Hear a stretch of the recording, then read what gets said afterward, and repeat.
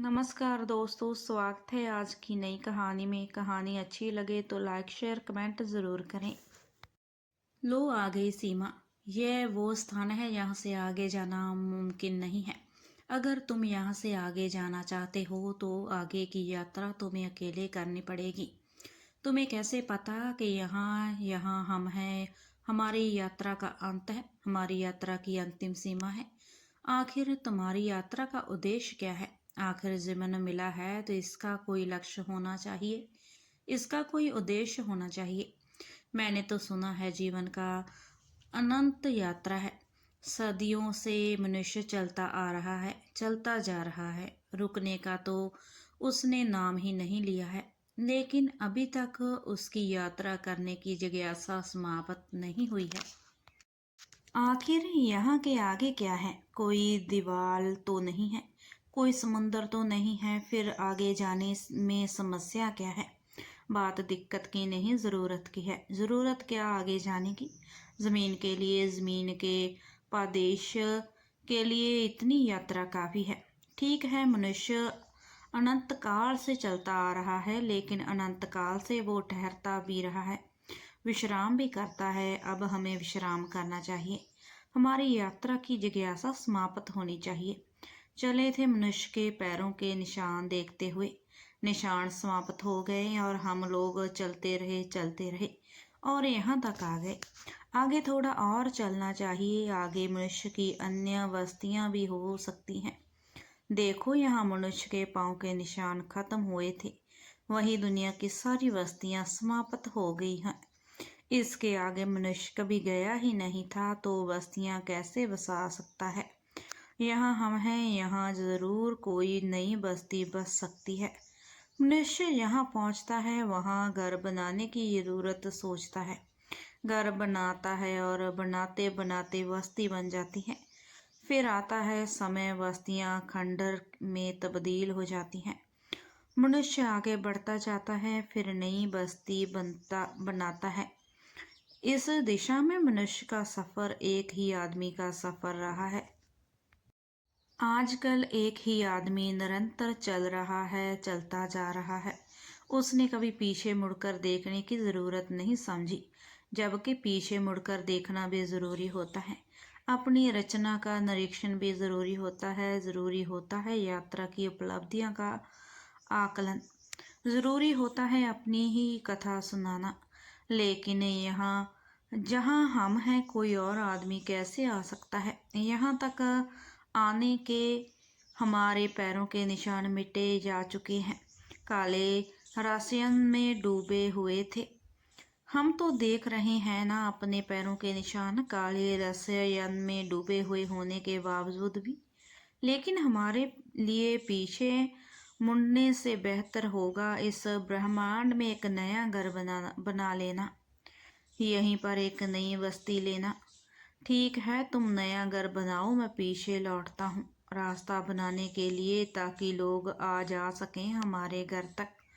मैं हटाता हूँ अपने पाँव पर जमे हुए काले रसायन को, एक चमकदार रास्ता बनाने के लिए। अजीबो गरीब झंझावात में फंसे हुए हैं हम लोग। अरे भाई, रास्ता ही बनाया था हमने, कोई दीवार तो बनाई नहीं थी, कोई खाई तो बनाई नहीं थी। फिर रास्ते को छिन छिन करने की कोशिश क्यों हो रही है? क्यों बनाई जा रही हैं दीवारें हमारे रास्ते में? क्यों खोदी जा रही हैं खाइयाँ? दुखी मत हो, नव निर्माण के रास्ते की ये वादाएं हैं। जब गर्ज भी हो चली है हवा के एक झोंके से बहराकर गिर सकती हैं। इनके बारे में सोचो जो इस दीवार से सिर टिकाए खड़े हैं। इस दीवार को बनाने वालों की चिंता करो। भाई, जीवन मिला है, जियो, जीवन की दिशा में चलो। ये आत्मघात जैसी स्थिति तुम्हें तुम्हारी मंजिल तक नहीं पहुंचा पाएगी। हाँ, अगर तुम अपने को इतना बड़ा कलाकार समझते हो कि सिर्फ तुम्हारे ही सपने शेष रहेंगे, तो भाई तुम भी जाने वाले हो। सपने की बात छोड़ो, हम अपने रास्ते को चमकदार बना लेंगे। तुम्हारी भावनात्मक संवेग तुम्हें ही बहाल ले जाएगा। हमें नहीं, ना ही हमारे रास्ते को। हम रास्तों को ठीक ठाक करके वापस आएंगे। तुम भी हमारा इंतजार करना यहीं। भागना मत। रास्ते को साफ करने के लिए मैं गया और आया। समय लगेगा, समय। यहाँ तक आने के विपरीत यहाँ तक के लिए रास्ता बनाने में समय लगेगा।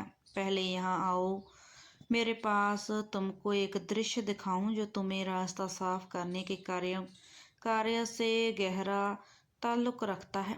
देख लो रास्ते को साफ करने में आने वाली बाधाओं को स्पष्ट रूप से।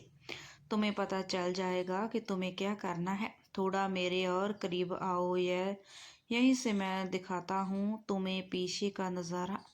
एक तलाश हमारे पद चिन्हों को ढूंढने की, एक प्रयास हमारे पद चिन्हों को मिटा देने का।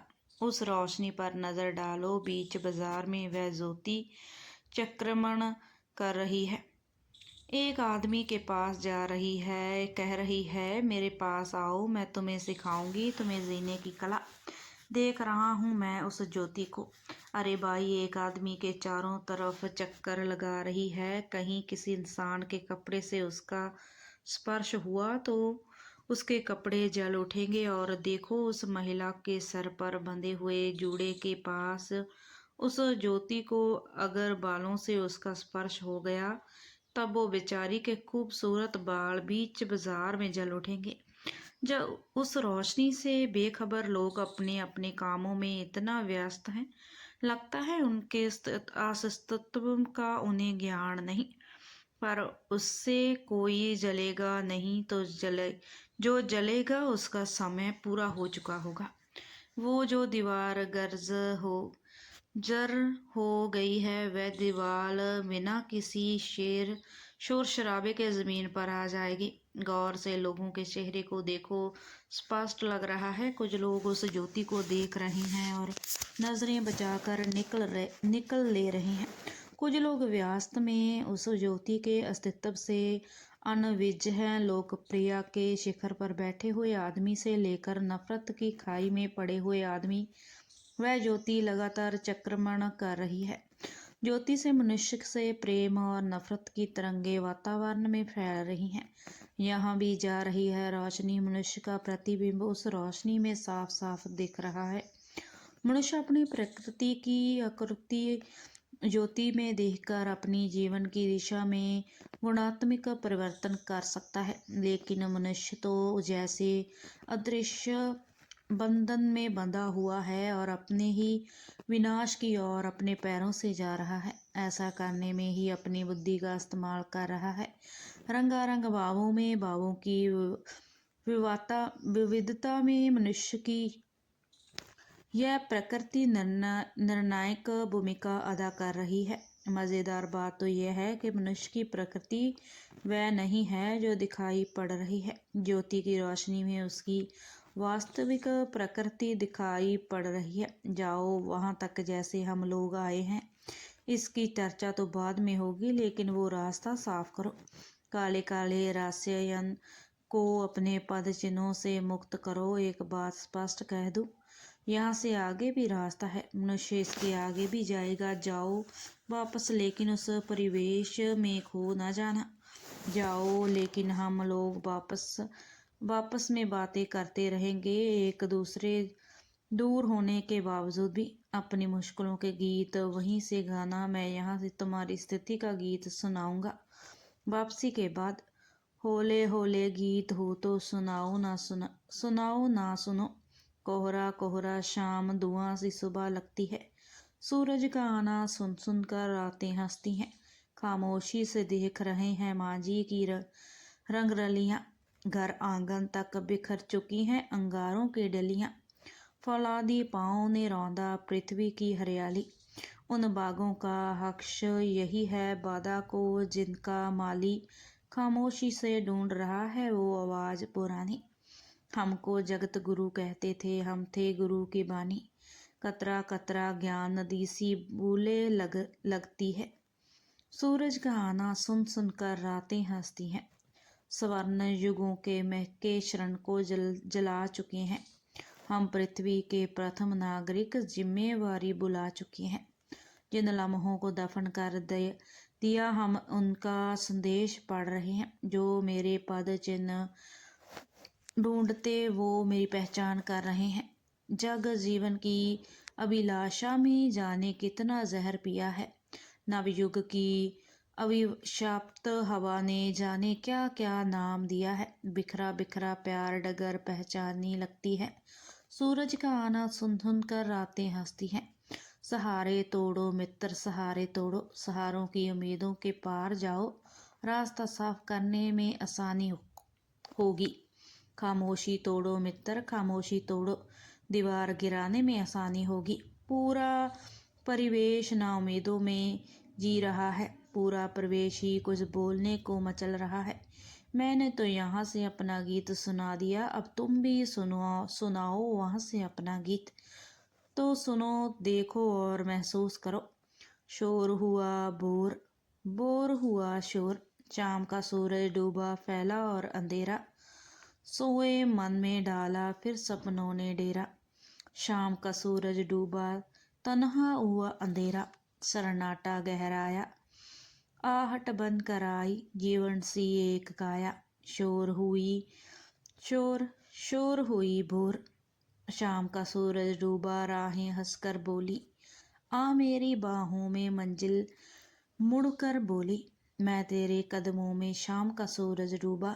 अंधेरा घबराया सन्नाटा चिल्लाया, सूरज भी शर्माया, ये किसकी है काया। शोर हुई भोर। बिल्कुल ऐसा ही मुझे भी लग रहा है। कोई है हमारे पास दिखाई नहीं पड़ रहा है। यहाँ आने के बाद वहाँ से दिखने वाली रोशनी दिख नहीं रही है। दिखेगी यहाँ जाओगे वहीं दिखेगी। चलते रहो यहाँ से आगे ही भी रास्ते हैं, मंजिलें हैं। मैं आगे चलता हूँ तुम रास्ते बनाओ, मैं आगे चलता हूँ तुम अंधेरे से निपटो। मैं आगे चलता हूँ तुम दीवारें गिराओ और अब ध्यान से बाहर आओ। देखो अपने परिवेश की वास्तविकता को समझो, परमार्थ को। यहाँ बिल्कुल वैसा ही परिवेश है जैसा कि हमारे यहाँ होने की स्थिति में था। अब यहाँ से रास्ता साफ करने का काम मैं शुरू करता हूँ, लेकिन मेरी स्थिति उस ज्योति से विभिन्न नहीं है जिसे हम लोगों ने वहाँ से देखा था। फिर भी असंभव तो कुछ भी नहीं है। ठीक है, तुम अपना काम करो और मैं अपना। मिलते रहना, यही आकार। बांटेंगे एक दूसरे का अनुभव बातें बातों में।